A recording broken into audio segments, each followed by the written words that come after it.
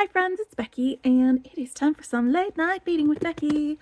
I decided a few days ago, maybe a week ago, that I was gonna just make a a spooky design every day until Halloween. Well, on Halloween, I'll actually do another one. And so I wanted to sit down today and do a real quick pair of earrings with y'all. But let's pick some things out together. Let's figure out how we want it to go and look and get all of that done. So it's not like a super quick thing.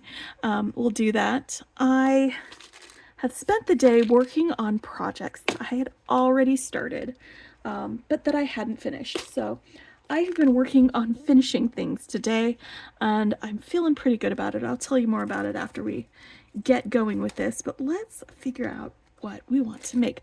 I think I want to make a really simple pair of earrings. So I grabbed some of my Halloween bead stash, a couple of these boxes, and I think I want charms. A charm, and then some beads up above it, and we'll just have that hang from a thing. So got a little thing of spooky charms here. I have some spooky charms here. Oh my gosh, I got some super cute ones. Look at these little ghosts. Okay, let's get spooky with these ghosts. I think that the ghosts is with the mostest. Yes, spooky with the ghosts. Let's get those in here. All right, yeah. I was gonna say maybe some spiders, maybe some of these like metal ghosts, but no, these ghosts, they're cute and stinking adorable, and I love them. But what color beads should we do with them? What do you think, guys? I'm gonna want some gold medals, maybe? Do I want anything from in here? Let's look in here, where I've got these other beads. Maybe what I want with this is something that is not that. I'm just moving these out of the way so I can get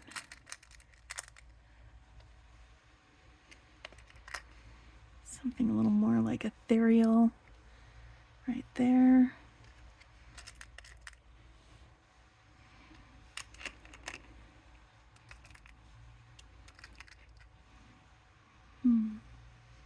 Spooky, but kind of pretty at the same time.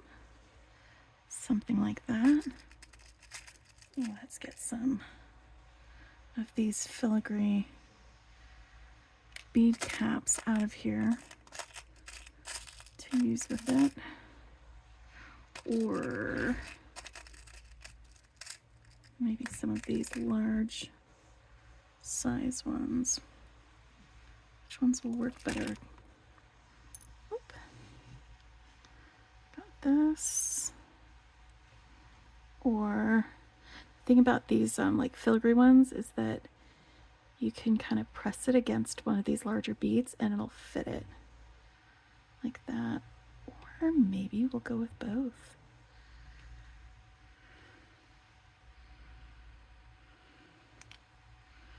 There we go. Where's that other one? Okay. One and the other. Okay, perfect. I think that's what I want. Yeah. So we've got our spooky little guys. We've got some things to dress them up with. Let's get some wire out. I'm just going to grab some 22 gauge because I can make my earring and I can make some ear wires at the same time. I like to use 22 gauge for ear wires because it fits my ears better than 20 gauge does. 20 gauge kind of stretches my ears and it feels uncomfortable. So that's why I like using 22 gauge. So I'm going to go ahead and use this gold ear wire, or gold craft wire. There we go. And I'm just using my fingers to smooth this out a little bit.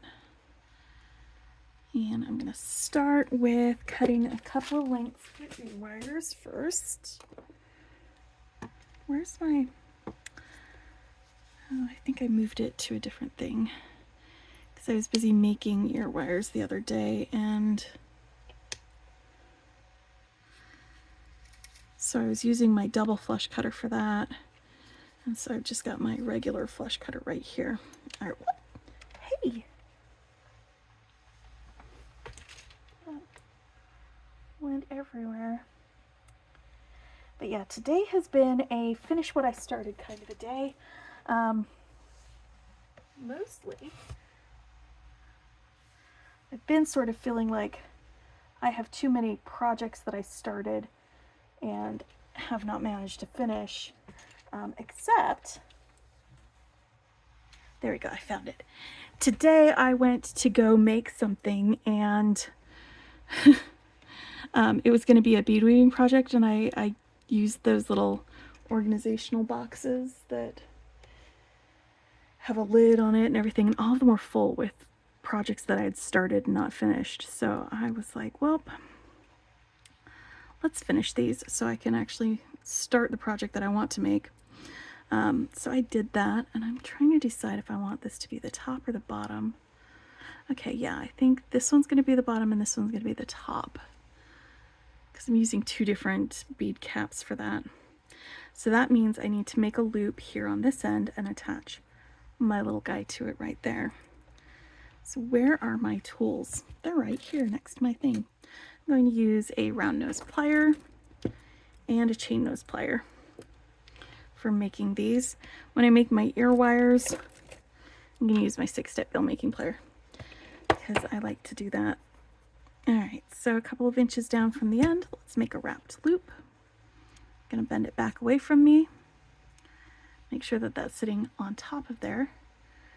Push the wire up around, open it up, rotate it to get it out of the way so that I can keep pushing it back this way, like that. And then I've got a little loop. Scooch in a little bit so we can see what I'm doing a little bit better. How about that? So let's hold on to that. Wrap around the corner. All right. Snip off my excess.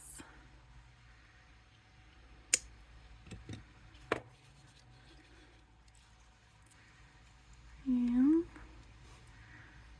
just measuring about 3 wide fingers from the end. You know what I did? I did that the opposite way. I meant to attach this at the same time. So what I did is I went ahead and just removed that.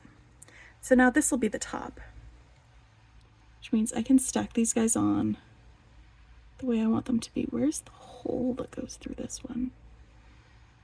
Or do you just pick one wherever you feel like putting it through? I don't usually use these beads very often. I thought there would be like a designated, this is the whole hole. Maybe that'll do. Does it go all the way through? It does. There we go. All right, so the filigree one is going to be on top. So since this is the top, I'm going to put that first. Then our large luminous bead. And then our little base here.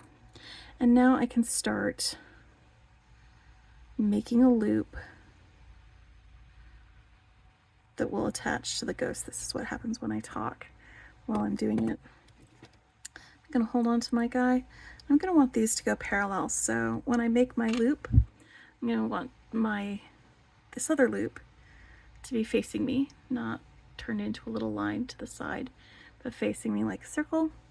I'm going to push this back away from me so it bends over the top of my pliers, and that leaves a space for wrapping underneath the loop. I'm going to make my loop just like I did the other one, but before I wrap it and attach my little ghosty, my little spoopy boy. Let's get that guy in here. Then we're going to just wrap around until the wire meets our other beads. Snip off the excess and tuck in any little bits of wire that are poking out. There we go. Like that. So before I make my ear wires, let's make the second one. And I will tell you about all of the unfinished projects that I finished today. I finally finished knitting the summer top that I started knitting 2 summers ago. I got done. I finished a bracelet design that I had started 2 months ago. I finished some earrings that I started earlier this week. That is all done. I'm going to go the opposite direction this time. I'm going to start with this guy, because this is what I had intended on doing the first time. And let's do, what is that? That's like 4 wraps on the other side. 1, 2, 3, 4. There we go. Oop. Let's wrap it all the way around to the other side though. Yeah, so I got several things finished, like actually finished, like a clasp on, ends burned in. So I'm really happy about that. But I also got a little bit of organizing done. My beading shelves have gotten a little bit, they've gotten away from me. So I have spent some time digging through, making sure that everything that I needed to know where it was, making some space for a few other things. So I got some of that done today too. I'm really happy about that. All right, so now so that this matches, I'm going to put this base one down, my luminescent bead. It's not really luminescent, it's more luminous. It's got that glow, but not a real glow. Just kind of, you know, ooh, spooky sort of glow.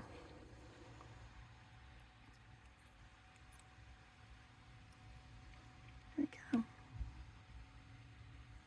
And then one of these guys all the way on here. Perfect. I like that because it's got like that, the opalescent sort of shimmers on there, like ghosties. All right. Now I want to do the same thing that I did before to make sure that it's going to be perpendicular, not parallel. Did I say parallel earlier? I might have said parallel earlier.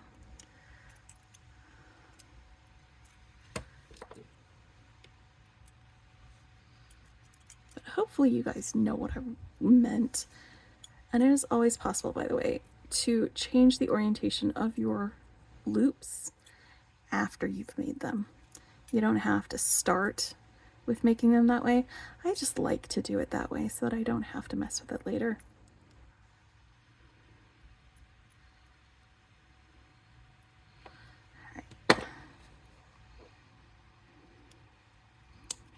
Green ghostly shine, that's what it's got.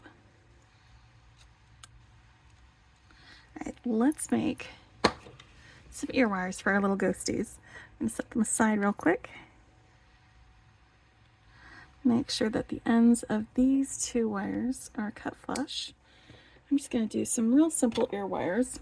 I'm going to use my 6-step bell making pliers, and I'm going to start with the smallest loop on here. I'm going to do both of these at the same time so that they match. And I've just grabbed the wire and I'm bending it around my bell making pliers, but I'm not going to rotate it and keep it going past there. I just wanted it to meet the end like that. It's not quite met it, so I'm going to just use my pliers to close it up the rest of the way. And then once it's closed, I'm going to give it a little smush, just like that, to work hard knit. Just that part, not the rest of it, because I still want to be able to bend the rest of it without compromising the structural integrity. So I'm just doing it on that loop right there. Give it a little smush. I'm going to hold these together like that and find the second largest loop on my bead making pliers. That's this one right here. These loops, you notice they're facing away from one direction. Wherever I am going to face it, I want them to be facing away from the loop that I'm going to be wrapping around. So they're going to face towards the large loop right there. Then I'm going to pull this down and around to the other side. It doesn't have to go past it. It doesn't have to meet it. I just want it to go around that loop like that. And then real quick, I'm going to do a little bend right next to the narrowest part of that. And still holding them together about a half a centimeter from that bend. I'm going to give it another flush cut, and you can use a metal file, I'm going to do this later, to file down the edges of these pointy ends, or a burr grinder in order to do that. Now that I've finished the other bending, I'm going to give it another smush.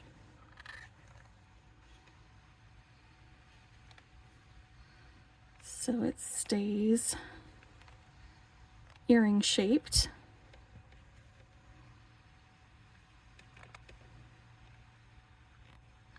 You can use a hammer and bench block too. You don't have to do a smush with this, but it's just easy for me to do it like that. So now I've got my ear wires.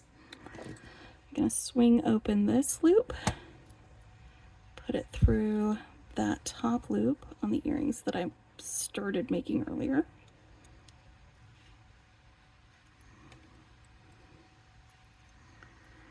Right. And then I'll have my spooky season earrings that I wanted to make today. So I wanted to make something today, but I knew it needed to be something pretty simple because of all of the other stuff that I needed to get done today. And I'm so glad that I found these little guys sitting in my stash, ready to be used. All of these beads and the findings came from my stash. The wire came from my wire stash. I think this week they've got this on sale right now at Softflex, so it would be a good time to stock up for my stash. All right, here we go.